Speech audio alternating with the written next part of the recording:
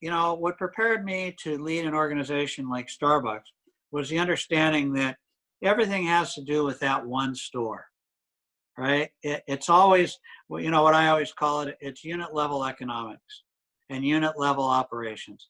And unless you're good in that one store, you're not going to be good across 15,000 stores.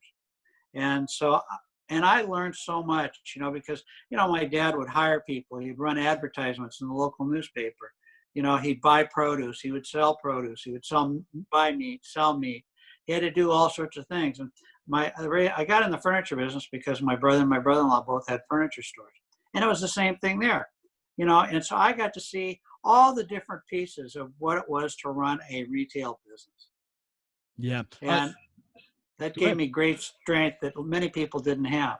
Yeah. You know, you mentioned unit economics, and how close are you with Chris Schultz from, he's with Voodoo Donuts now, and he was with. Oh yeah. I know Chris really well. Because he brought up unit economics. I'm pretty sure it was him in that conversation in talking about, when do you know it's time to scale? How do you scale? And he said all about unit economics. And if you get into what he means by that, unit economics. Well, a lot of people say, geez, I'm just going to open a bunch of stores and they'll take care of themselves. But unless you got a unit, one store that's doing well. Now, maybe that store doesn't do well because you picked a bad location. So you might pick a second location just to see, or 3 or 4 to find out what you really have.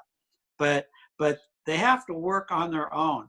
Mm-hmm. There's no way you can make a multi-unit organization work unless each individual store stands on its own.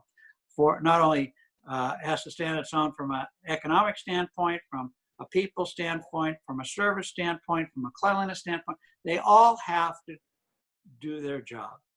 If you enjoyed this video, please help us out. You can do it by liking, sharing, subscribing, and hitting that bell icon. It really helps out. And don't forget, there's a complete archive of every episode with show notes at restaurantunstoppable.com.